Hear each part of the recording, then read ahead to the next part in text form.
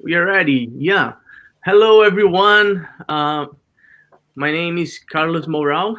I'm here today with Dr. Esra from Turkey.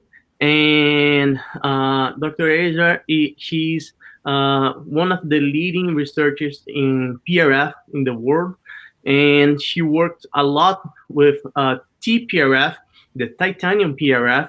And one of the interesting thing is every time in Brazil, I receive some message from different people, different doctors asking me about TPRF. Uh, Dr. Carlos, what is TPRF? And then normally I like to send some papers from Dr. Ezra and her group from Turkey for them. And I'm very happy to be here today with Dr. Ezra. I think that we will have an amazing presentation. And thank you so much, Dr. Ezra, to be here today with us. And the floor is yours. Thanks. Hello, everybody. I'm very pleased to be here with you in Global Summit webinars. Today, I will talk about thinking biologically with blood concentrates for hard and soft tissue management. If we study with body, first of all, we have to know that the body set the rules of the game. So the first question is, do we understand the biology? And the second question is, do the biology understand us? It's very important for true communication between us, doctors, and the body. And I want to ask you the question that what does our body use for regeneration or reconstruction? What is the original repair material, you know? It's blood. It's only our own blood. Our body uses our blood in the soft and hard tissue reconstruction. Based on this reality, the idea of using original repairing substance of our biology as an autogeneous graft material or biologic material remains valid for more than 40 years. It seems like the Big Bang, the first formation of the universe, everything starts with a blood clot. The other steps follow the blood clot. When we look at the history of biomaterials, at 1960s, the first generation biomaterials are metals and alloys. They are bioinert biomaterials. And then second and third generation biomaterials are bioactive or bioresorbable materials. And nowadays, we are interested in biomimetic biomaterials. We are interested with tissue engineered scaffold especially. Because we, I think, start to understand the importance of biology, importance of nature, and design and biomimetics philosophy. So why strictly autolog materials we want to use? I think the answer is in the review of Anton Skulean, Dr. Anton Skulean. As you show at the bottom of the figure, the autographs have the most success rate among the other materials. And when we look at wound models, we want to understand the regeneration and the biology. So we have to look the wound models. You can see there is a different type of stages, but they are not separate between clot coagulation phase, inflammatory phase, periodontal regeneration phase, and remodeling phase continues on. But if we have good quality, good coagulation, and natural resolution of inflammation, the other process will be also follow as good, and the tissue will heal in a good manner. And now I want to talk about resorption. It's very interesting. When we use graft materials that are non-autogeneous, it looks like this resorption area. It's similar to destroying the old building first. The body have to destroy the old building first, and cleaning the rubble and building a new one instead of its place. But transformation is different. In transformation, the body uses its original bricks. Now, you can see platelet-rich blood products, especially recent years, platelet-rich blood products are used widely for tissue regeneration process. They behave as several biomimetic mechanisms, platelets, fibrin structure, and leukocytes. And you can see there are 4 different types of platelet-rich products. The first generation is pure platelet-rich plasma, leukocyte and platelet-rich plasma, pure platelet-rich fibrin. And the second generation is leukocyte and platelet-rich fibrin. It differs for the fibrin content and the cell content, especially leukocyte content. You can see here. Yeah. While the natural fibrin structure is obtained as a result of coagulation process, which is also natural in PRF, platelet-rich fibrin, this flow in PRP, platelet-rich plasma, is stopped at that step. We blocked that step by using anticoagulant coated tubes, and then started, after centrifugation, added some materials from outside like bovine thrombin and very fast and artificial coagulation. Yeah, you can see here. These 2 substances added afterwards affect bovine thrombin and calcium chloride. It provides quick artificial clot that is not natural, that is not psychological way. I said that biology is very important. We have to listen biology. The natural thrombin in psychological concentration is also very important during polymerization of PRF. We want natural, slow, and psychological way during formation and during degradation. It's very important. And you can see the 3 keys of PRF: thrombocytes and its contact, growth factors, tissue adhesion molecules, and BMPs, leukocytes and its cytokines. It's also important in inflammation, in regulating inflammation. And natural fibrin matrix is also provide a 3D bioactive space for cells. You can see here a lot of type of growth factors. They affect the proliferation, the growth, and the metabolism of the cells. Recent years, we talk about a lot of the growth factors. Growth factors is, yes, it's important, but again, we have to look at biology. In biology, growth factors release is occur as drop by drop, and in natural and slow and controlled release. So our aim is similar. Our aim is to release these growth factors in similar with biology. And another important key element is mesenchymal stem cells. The mesenchymal stem cell source are niches associated with alveolar bone, for example, bone marrow and periosteal regions, blood, perivascular source, and the bone defect wall. And the other important element is the new extracellular matrix. This extracellular matrix provides a bioenvironment for cells. The tissue adhesion molecules and the growth factors is also important and work together. At the bottom of the slide, you can see the photo. I like this photo because it's very similar to the mechanism. The growth factors behaves like lighthouse. Growth factors guides the cells to come the area, and the tissue adhesion molecules behave like piers. The ship in the open sea come and attach the area. This fibrin matrix is, I said that it's very important, its structure is very important.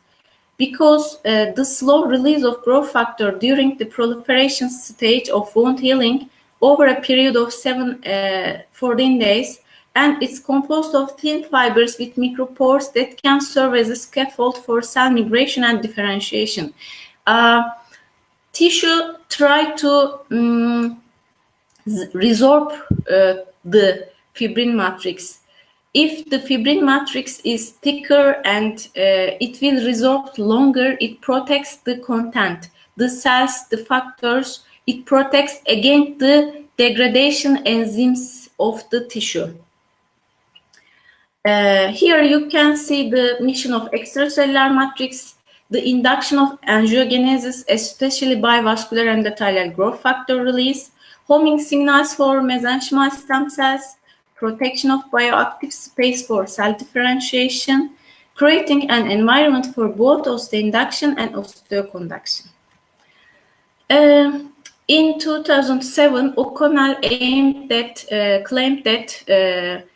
silica may be harmful to health because during activation of platelet, the silica microparticles may be found in the platelet-rich fibrin. So Tunala et al. In 2013 presented a new product, titanium prepared platelet-rich fibrin. It is it's activated the immediately taken blood in grade 4 titanium tubes and centrifugated at 2700 RPM, 12 minutes, with no any additives, with no any coagulants, anticoagulants, or any coatings. Only the blood come contact with titanium. Titanium is a better activator than silica or glass. So the formed fibrin is, you can see here the photo, the green photos. There are two green photos. One of them is Tprf and the other is Lprf. You can see here the fibrin matrix structure is more dense, more strict, thicker, so the resorption time is longer. It's very important feature of Tprf. And an article came last year, evidence for contamination of silica microparticles in advanced PRF matrix prepared using silica-coated plastic tubes. You can see the silica microparticles here that can be harmful to health. Now, I want to introduce you to PRF. I know there are a lot of letters, A, B, C, D, and we are confused about it. Please forget now about the letters. Now, we only look at the structure of PRF. There are mainly two types of PRFs. Liquid injectable, exactly, it's not fibrin, it is fibrinogen. And you have to use plastic tubes because plastic tubes do not activate platelets. And the other main form is solid or membrane type. It's, yes, fibrin. Remember the coagulation cascade. It is the last step product, fibrin. If you want to obtain fibrin, you have to activate platelets and you have to use activator surfaces like glass, like silica, or like titanium. And when we look at solid membrane type PRFs, in 2001, Lprf introduced, you can see here the RPM and the time and the G. It is prepared in silica-coated plastic tubes, and then concentrated growth factor introduced after 5 years.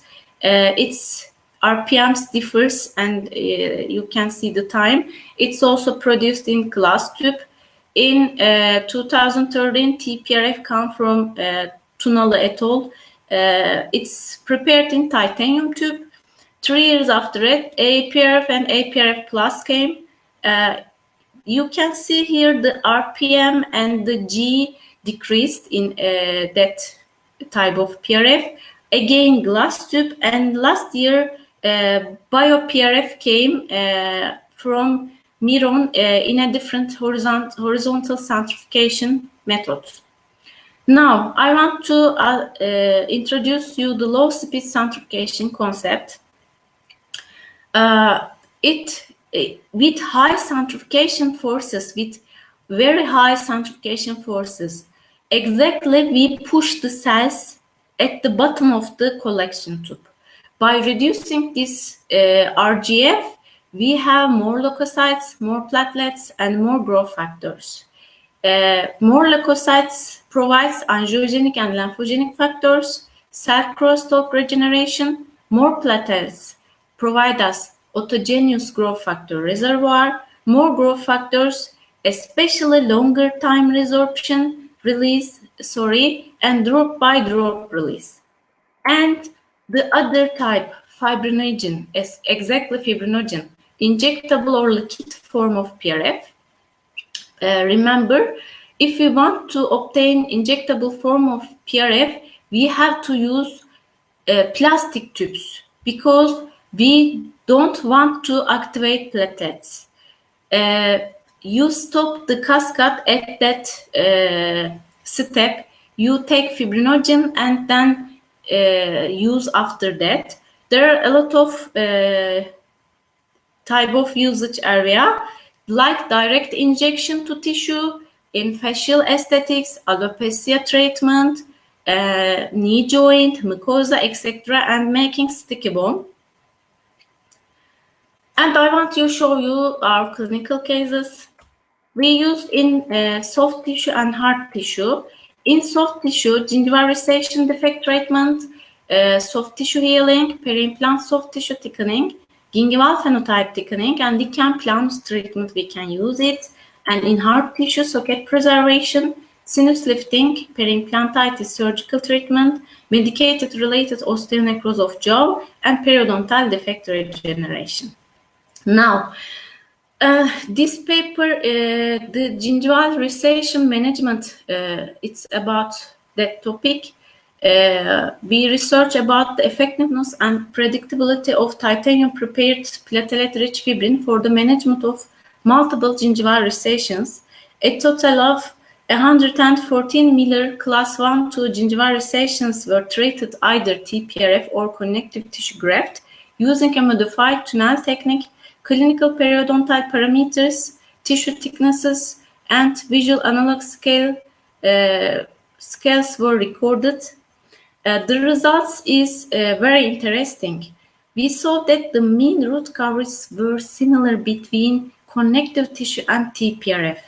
You can see here 93.29% and 93.22% for two groups at 12 months postoperatively. Connective tissue graft resulted in greater gingival thickness than TPRF. However, by TPRF, we can obtain larger, longer keratinocyte tissue width than connective tissue graft. That's an interesting result. So, at the end of this study, we can say that TPRF is a safe and effective for treatment of multiple gingival resections. Now, you can see the cases. The upside, you can see the connective tissue graft baseline after suturing and post of 12 months. And the downside, you can see the TPRF. You can see the very good healing. And the clinical relevance is that TPRF can serve as a good autogenous alternative to connective tissue graft, which is the gold standard for the root coverage. Yes, it is a very good alternative. But be careful about one thing.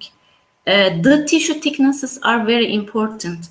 Connective tissue thickness in our study, the connective tissue thickness is not different the thickness of titanium PRF. It's similar values, so you have to use similar values. And the other study, it's about palatal mucosal wound healing. In that study, pre-gingival graft donor sites were treated with TPRF and compared with untreated control group.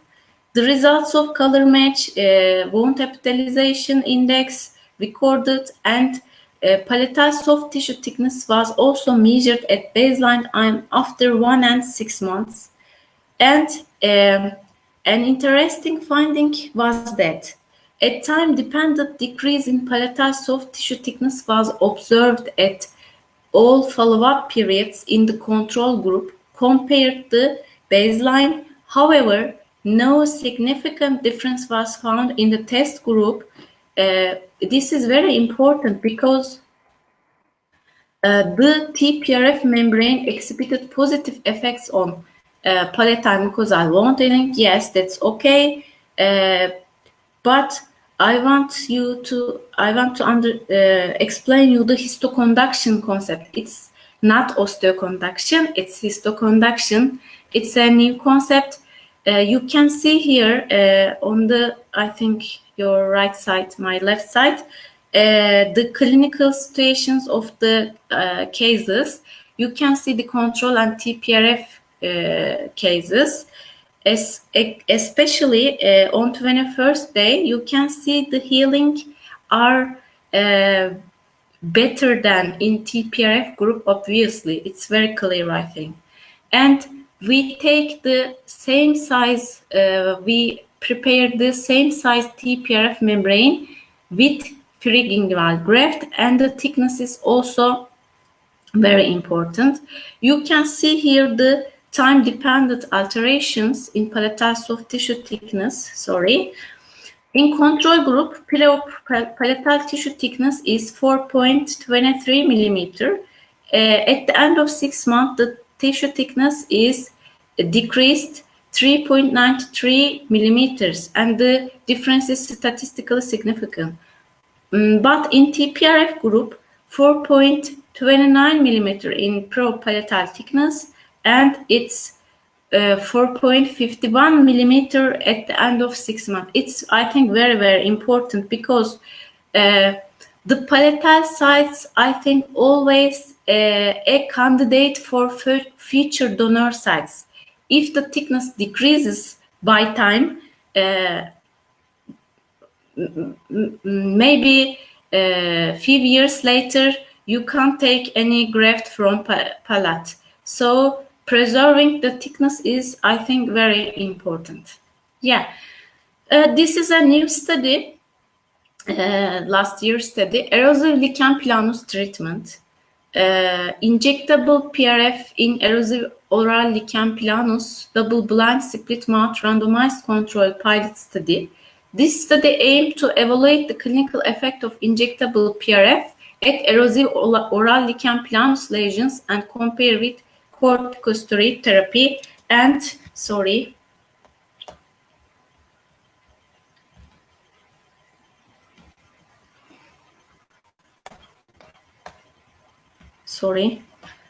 yeah.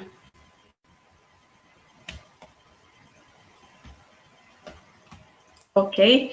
At the end of this study, it was shown that IPRF, injectable PRF injection, could be as effective as corticosteroid injection, the gold standard in the treatment of erosive oral lichen planus lesions.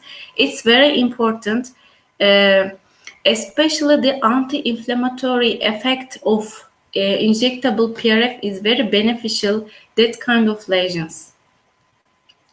And the other type of treatment is peri-implant soft tissue thickening. We know that the health of peri-implant tissues is associated with the peri-implant soft tissue thickness and keratinized tissue width. Resorptive changes in the crestal bone around the implant sites will be affected by the soft tissue thickness. In that study, again, Gülbahar Ustaoğlu, one of our team members, they studied the tissue thickness around dental implants, and they find that when they compared the tissue thickness with connective tissue, both groups experienced a greater increase in peri-implant soft tissue thickness at crestal level. Tprf, again considered to be an autogenous alternative to connective tissue graft. Also, peri-implant soft tissue thickness might prevent crestal bone resorption in the osseointegration period. You can see here the case, prepare the Tprf membrane, placing implant, and then cover the implant site with Tprf. And you can see the results here again. The baseline parameters, there is no statistical significant difference between two groups, Tprf and connective tissue groups. You can see here, and the comparison of the baseline and 3rd-month measurements. Now, let's talk about hard tissue management. We know everybody asks about the PRF. Does PRF make bone? My answer is yes, PRF can make bone. Exactly, our body can make bone. It makes bone every day. It remodels and it repairs itself. So if we look the contributions of PRF to new bone formation, there are a lot of ways to contribute this process. For example, anti-inflammation is very important here. For mesenchymal stem cells, it is very important to maintain paracrine functions in order to have effect, regenerative effects on chemoattractant and proliferation, and platelet-rich fibrin provides to maintain this paracrine function of mesenchymal stem cells. Longer growth factor release time calls mesenchymal stem cells for longer.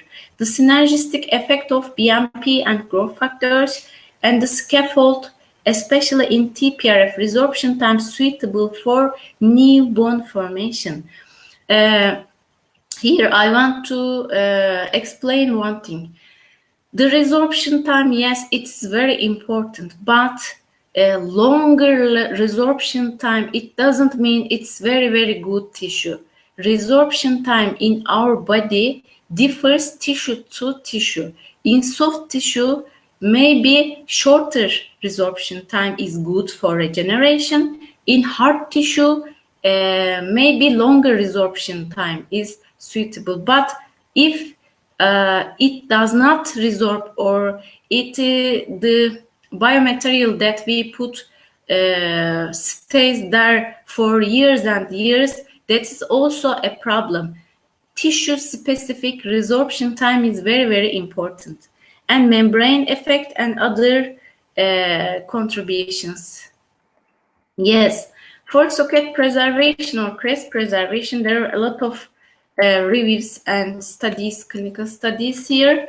We can be concluded that non-autogenous foreign substance placed in socket disrupt the natural healing process.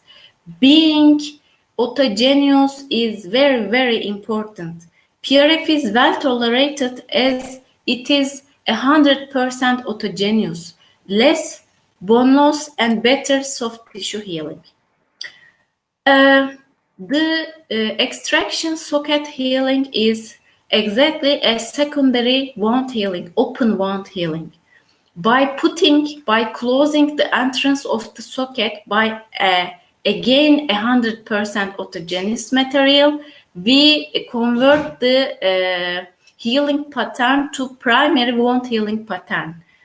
The PRF increase epithelialization rate, on the other hand, decrease infection, pain, bleeding, even in anticoagulant drug users, and it decreases bone resorption. Yes, here you can see a poster presentation accepted this year IADR, Washington General Session. Evolution of crest preservation with titanium platelet-rich fibrin. 32 extraction sockets were treated with platelet-rich fibrin. You can see here the clinical photos and the pre-op and post-op 12 weeks Combim CT images here. According to measurements on the CBCT images, vertically 93.2% socket filling and horizontally 78% to 0.2% rich with preservation in average was found. It's very good clinical results. And it's our case. You can see here, 2 central incisors are infected, apical region and periodontal region, root resorption, and supportive bone resorption. You can see here we decided to extract the tooth and place implants there, and we make crest preservation with Tprf, and that's the healing after 10 days. It's like magic. Now, when we this also a new study from our group, evolution of different platelet-rich concentrates effects on early soft tissue healing and socket preservation after tooth extraction. The study analyzed the early soft tissue healing characteristics and fractal dimension of extraction sockets with LPRF or titanium PRF, and there is one control group, untreated control group. Conclusion: they are very Tprf and LPRF similarly enhanced wound epithelialization and reduced postoperative discomfort after extraction. However, in Tprf group, higher fractal dimension values were obtained after following time. Now, there is also a literature review before 2 years. It said that crest preservation methods using PRF significantly increased new bone formation compared to healing without PRF. And about a poster presentation, it was presented in 39th annual meeting of the said IADR in Boston, USA. It is an animal study, comparative investigation of vascular endothelial growth factor and alkaline phosphatase expression in Tprf and Prf-induced bone formation. You can see here the results. Vascular endothelial growth positive cells were noted in Tprf, Prf after 1 month, after 3 months, and alkaline phosphatase positive cells were noted in Tprf and Prf group after 1 month. You can see the results. More vascular endothelial growth factor positive cells were noted in the Tprf group, and also the alkaline phosphatase positive cells were noted dominantly in the Tprf group than in the Prf group and control group. Yes, we can talk about the membrane, using as membrane and clot stabilization. You know that in guided tissue regeneration, collagen membranes are widely used because of they inhibit, prevent the cells to come the defect area. Do you think it is good to prevent the cells to come? I think no, because mesenchymal stem cells from the periost can't come to defect area. I know that mesenchymal stem cells are very, very important for regeneration. So when I put collagen membrane between periost and the defect area, the mesenchymal stem cells can't come to the defect area. It's not, I think, a good way. So what can we use? We can use platelet-rich fibrin membranes as scaffold for periost. We can use platelet-rich fibrin membranes. Here there is a research about it, and platelet-rich fibrin membranes compared with collagen membranes for periosteal tissue engineering used as scaffold. And at the end of study, PRF appears to be superior to collagen as a scaffold for human periosteal tissue cells. Yeah. Membrane exposure, it's a very, very big problem. It's vascular supply obstruction. Exactly. When we see that image, that's in our clinics, we know that we have less bone and post-op complication will be high. It's not a good view. So what about membrane resorption time? PRF membrane, do you think have enough time for resorption. Yes, you can see Tprf and Lprf membrane and the result of histomorphometric measurements fibrin area. Tprf membrane has the highest fibrin area, higher fibrin area than Lprf. So I can conclude that the resorption time is longer.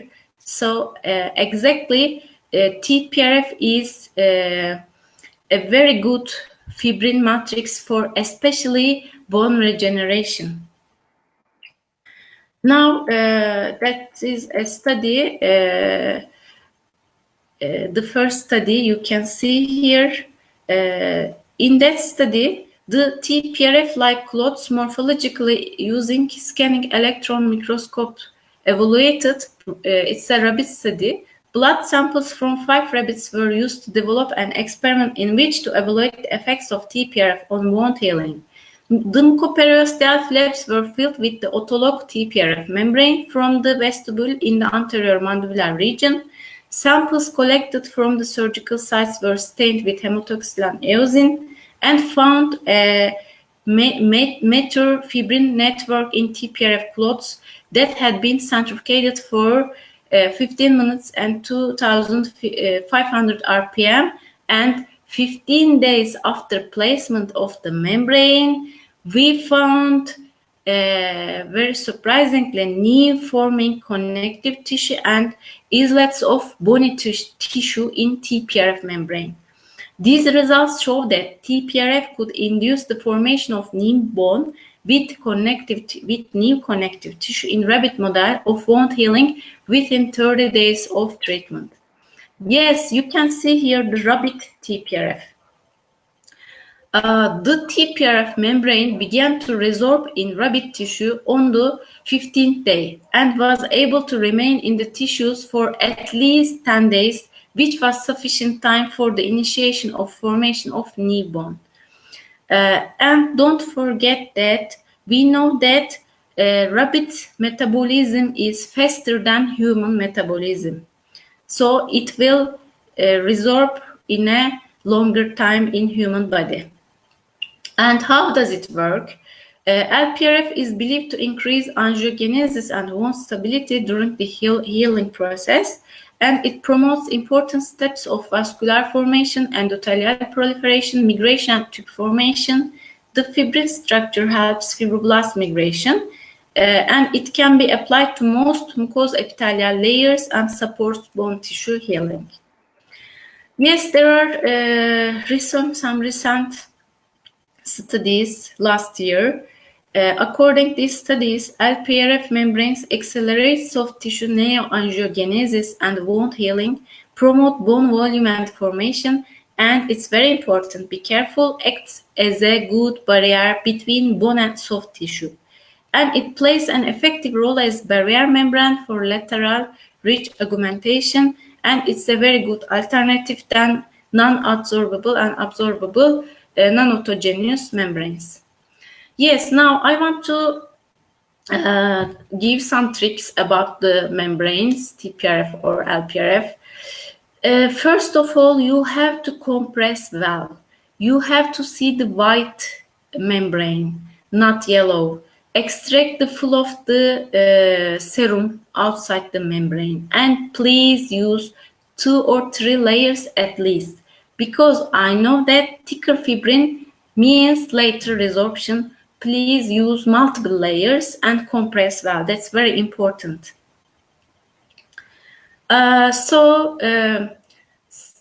Do you think using with biomaterials, Prf in addition to biomaterials, it's a good or no additional contribution? Let's look at this issue. We know that after biomaterial implantation, the interaction between tissue and the host tissue and the biomaterial surface results in a specific inflammatory pattern that depends on the psychochemical properties of the biomaterial. The cellular reaction associated with the biomaterial is important for both regeneration and degradation. So when I put a foreign non-autogenous biomaterial in the body, I can see the foreign body giant cells occurs. And they try to degrade the biomaterial in non-psychological way. But when I put some autogenous material, osteoclasts resorb it in a psychological way, and osteoinduction and osteoconduction features will appear. Foreign body giant cells, M1 type macrophage and M2 type macrophage we can see, regardless of biomaterial origin, psychochemical properties induced multinucleated giant cells showed pro-inflammatory properties, but their number may vary depending on the properties of the implanted biomaterial. You can see here the M1 type macrophages, they are first activated in the wound area. They can make material degradation, material encapsulation, fibrous encapsulation like quarantine, and pro-inflammatory mechanisms they activate. And after then, M2 type macrophages came the wound area. They can make material degradation, no encapsulation and anti-inflammatory mechanisms, also decreased wrinkle expression and decreased osteoclast. So here I want to talk about inflammation. We know that in the body there is a perfect balance between even in pro-inflammation and anti-inflammation. Pro-inflammation is also necessary for wound healing, but it will be imbalanced in a natural pattern. If it will be more serious pro-inflammation and longer time pro-inflammation, the tissue healing will not be so good, the quality will not be so good. So when I put non-autogenous material, especially M1 type macrophages are in high number, and the pro-inflammatory mechanisms occur, and as we see in our clinics after graft membrane treatment, the patients have more morbidity, more edema, more pain, like that. But when I put autogenous material, the post-op complications is minimal. And here, it's, I think, very important study because it's the first human histological study showing polarization of the macrophages and foreign body giant cells against two different biomaterials. Two different biomaterials, one of them is synthetic and the other is xenogenic bone substitute material. In the both of the test groups, multinucleated giant cells showed a high pro-inflammatory character, and their number in the synthetic group was significantly higher than that of xenograft group. Multinucleated giant cells exhibited a rather pro-inflammatory character and lead to biomaterial degradation once they are induced a high number. The premature degradation of bone substitute materials is compensated with a high percentage of connective tissue and not new bone formation. Here you can see the bone biopsies. It also includes residual bone and the augmented bone with xenograft or alloplast. You can see here the increased inflammatory pattern and foreign body cells. At the end of study, we can say that clinical and radiographic parameters alone are not sufficient. Please don't trust only radiographical or only clinical parameters. The gold standard is histologic evaluation. When we look at these biomaterials augmented site by radiographs, maybe we see, yes, that's very good bone, very radio-opaque, it seems it heals in a very good manner. No, when I take biopsy and look under the microscopy, I see the inflammation and the residual graft particles, maybe fibrous encapsulation. So please think about that. Don't trust only radiographs. And this is another study from Turkey, the combining effect of Prf with autografts with different bone graft materials you see here. Prf group, Prf autograft, Prf xenograft, and Prf beta-tricalcium phosphate, and non-Prf groups, sham surgery, autograft, xenograft, and beta-tricalcium phosphate, and the best results came at Prf autograft group. It's not surprising. And here another study, it's also a research about Prf with autolog bone in repair of mandibular defects of rapid, and you can see the best results in also similar with previous study, Prf and autogenous bone graft group after 12 weeks after surgery. You can see here combined group. And one interesting finding is that Prf group and autolog group, it's similar with them, the results similar. So here is our case, one of our cases. I want to show you. It's an interesting case. The patient need bilateral sinus lifting for implant treatment. At right side, we make augmentation with xenogenic bone graft and membrane, and the other side only Tprf. After 4 months, here we take biopsy after 4 months, you can see the radiographic image here. Xenogenic graft side, yes, looks very good and very radio-opaque and very high vertical length, and in Tprf side I can also see radio-opaque bone. I know that's 100% bone because I didn't put any foreign material there. And after 4 months I take core biopsies, the places that I place implants, the xenograft side and Tprf side, you can see here. There is one thing, it's also so important.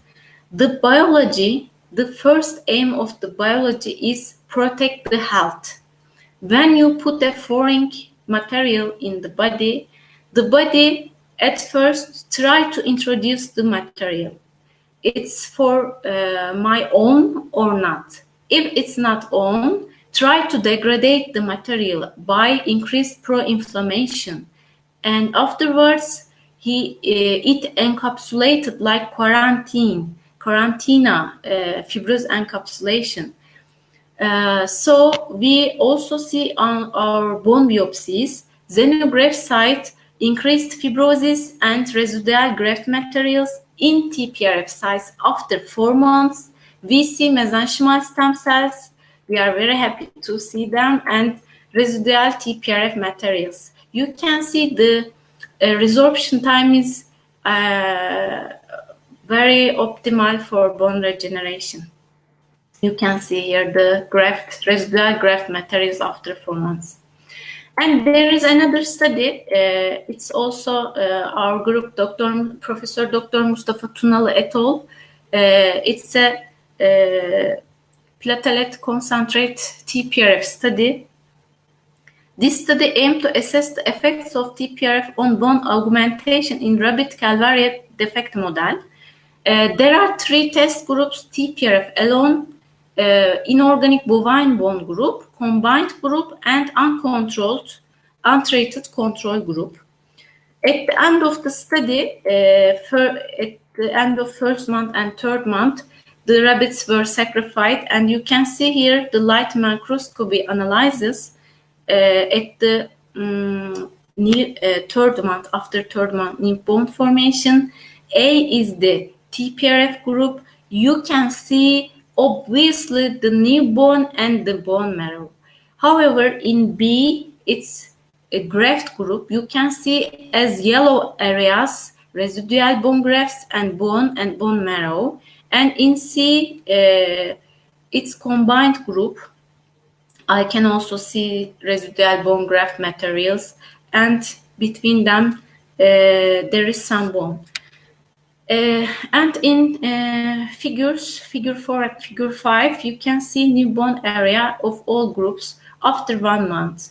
and the highest score is in Tprf group, and after 3 months again Tprf group has the highest ratio of knee bone. Yes, this is a very fresh article from my dear teammate Gülbahar Ustaoğlu from Bolu. She compared guided tissue regeneration with Tprf and open flap debridement in the treatment of intrabony defects with endoperio lesions. It's a randomized controlled clinical trial. At complete, Tprf and guided tissue regeneration is very good results compared to open flap debridement. And I want to ask you about the cases. Can you guess the method, the upside and the downside? You can see the radiographs, intrabony defects, and the defect fields, and the downside is the same. Can you guess which of these, graft membrane or Tprf?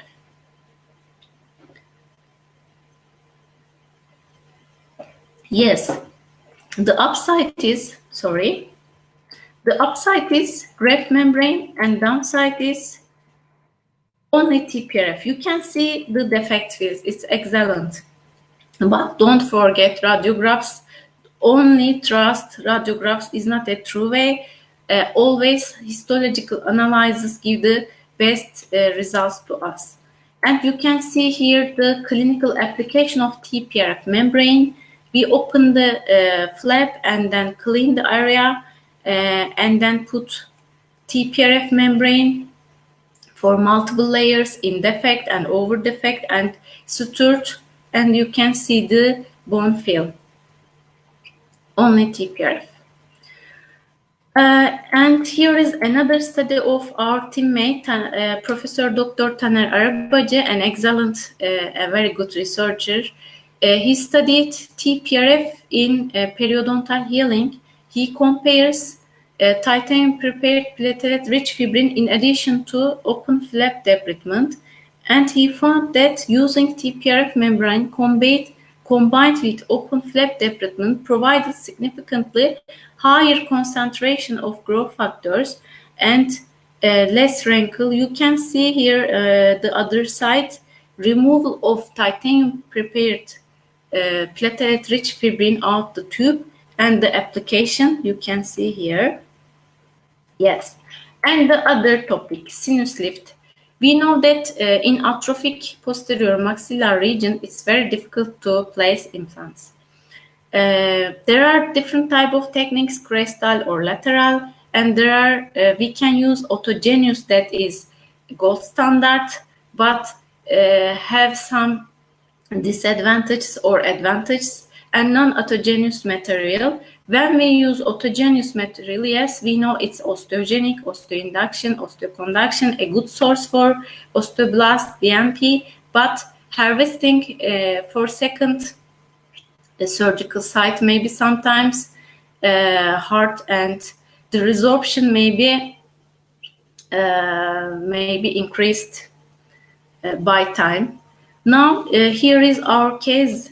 We plan to place implant at the posterior maxillar site, the patient, and we perform two-step Tprf. You can see here a very thin bone, exactly 1 or 2 millimeter maybe. We put only Tprf. After 4 months, you can see the increased bone height here, and again now it's enough for placing implant and enough for obtaining primary stability. Then we placed implant, and yes, the results after 8 months, you can see the increment of the bone height, the baseline and the results, and with only our own blood, nothing else, nothing foreign body, nothing biomaterial, only our own blood. You can see here. And here is the case. First open the window and then place Tprf, condensed Tprf, and place implant, and then again Tprf and again Tprf membrane. You can see here the steps of the case. We make again another case, probe and post-op 4 months radiographical image, and you can see the increment of bone height here. And I want you to introduce a new technique, this lateral screw technique, Tprf technique. We opened the window, elevated the Schneider membrane, and placed the screw horizontally under membrane to hold the membrane, and fill the cavity with only Tprf membrane. Here you can see after 4 months we obtained 5 mm bone gain. Here you can see. It's a good article from Professor Dr. Ebru Olgun. She is also a teammate of Tprf Turkish Prf Research Group. She compares the clinical, radiographic, and histological effects of Tprf to allograft materials in sinus lifting procedures. She found that radiographical results showed that the allograft group had better results than Tprf group. But here is very, very important. Histomorphometric results show that newly formed bone ratios were it's similar between two groups. There was no statistical significantly difference between the test and the control groups for implant stability. And also Tprf, after 4 months, the biopsies taken from Tprf sites, and 6 months after the allograft sites. So it's accelerated bone healing. It's also an important point. Yes, you can see here the newly formed bone ratio. It's very important. And how does Prf achieve this? First of all, it promotes natural bone healing in the sinus cavity. Stable fibrin matrix and growth factors stimulate cell proliferation and increase angiogenesis. It can be used to fill the sinus cavity alone and as a membrane. It's biocompatible, cheap, and easy to obtain. And we can use as membrane for lateral window closure and Schneider membrane perforation repair. You can see here our Dr. Gülbahar Ustaoğlu case. You can see here placed Tprf membrane and sutured. And the other case is from Simon Peri et al. You can see here also the perforation and they put Prf membrane and placed implant. It's also useful for perforations. And what about periimplantitis? I know it's a very big problem, periimplantitis. We don't know exactly what can we do, but don't think that periimplant site is in biological thinking mode. Periimplantitis site is different from periodontal site. Periodontal site has more vascular supply, more cell source, mesenchymal cell source, because it has periodontal ligament area.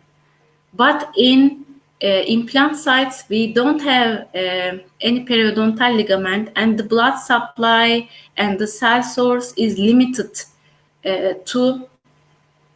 compared to periodontal site. In this case, we clean the area, put some Tprf particles and cover the defect area. And another case, you can see the healing, radiographical healing. When I see this radio-opaque image when I use Prf, I can see that I'm sure it's bone because I don't put any foreign material, any graft material. It's only my own body, my own blood, I'm sure. And another case you can see here, we again clean the periimplant area. Here we put some particulate, autogenous particulate bone graft and cover it with Tprf membrane. And baseline and post-op 2 months, you can see the healing. It's Yes, it's very good, I think. And the last case I want to show you about the medicated related osteonecrosis of jaw treatment. It's because of Zometa. We treated this patient with plastic surgery under general anesthesia, and yes, it was a very large necrosis. It started chin to and to ramus. We extracted, removed the necrotic parts and put Tprf and sutured. Tprf increased angiogenesis and epithelialization, and you can see the clinical photo after 1 month. It's only 1 month. Yes. Last message. The biology knows Prf, the body loves Prf, so do not hesitate to use it. And last, I want to thank my team, Turkish Prf Research Group. First of all, I want to thank my mentor, Professor Dr. Erhan Fıratlı from Istanbul University, and I want to thank to Professor Dr. Mustafa Tunalı from Çanakkale for his excellent support and the other teammates. Thank you. And if you have any questions, please write me. Thanks.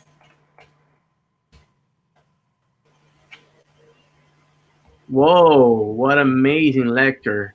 Thank you so much, Dr. Ezra. Thank you. I have only, I think, one question for you. Yeah. Can you explain us the question about the step-by-step for blood collection? Thank you. Thank you, Dr. Carlos.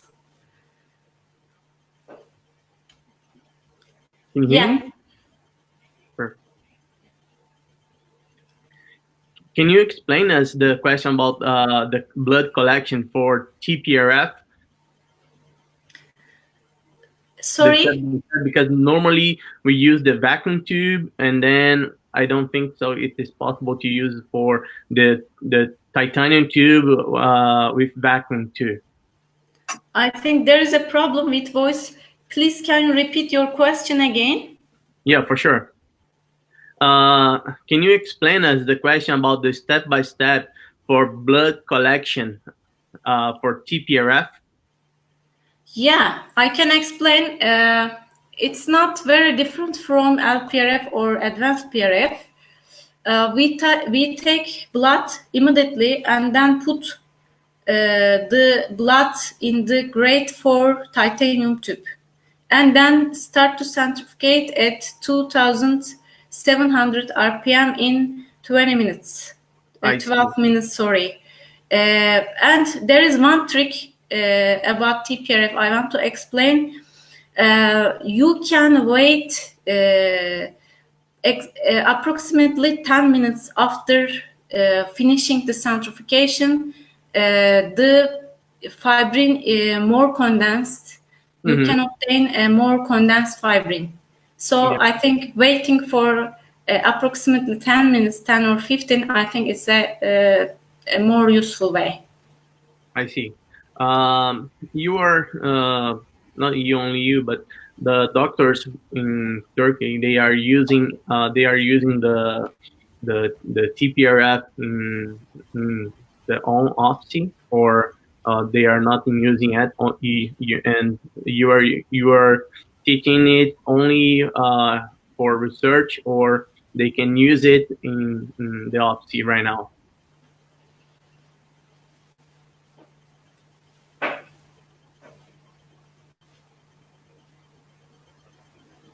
Hello? Yeah, I can hear you. Okay. The doctors in Turkey, they can use the Tprf in the office, or you are doing those paper, those research only without send this message for the office of the dental office. Did you get my question? Okay, yeah, I understand. Exactly, not in Turkey, all over the world.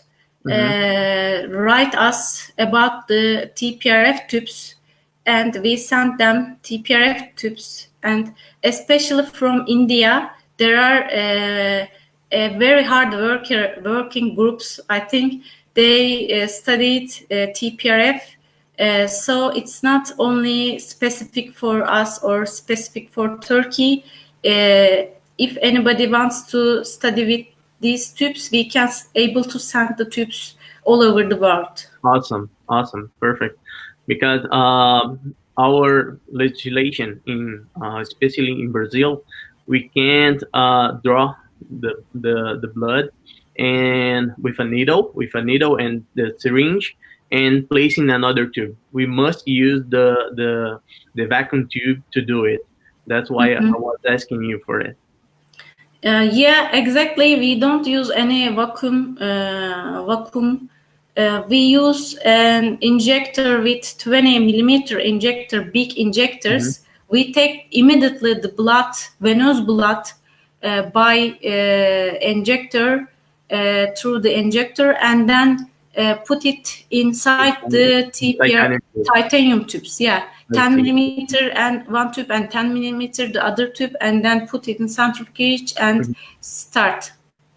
Perfect. Only one thing that I really, that's my concern. I don't agree about the question for osteoinduction of PRF. I think that PRF, we don't have osteoinduction with PRF. I think that we have a very good scaffold.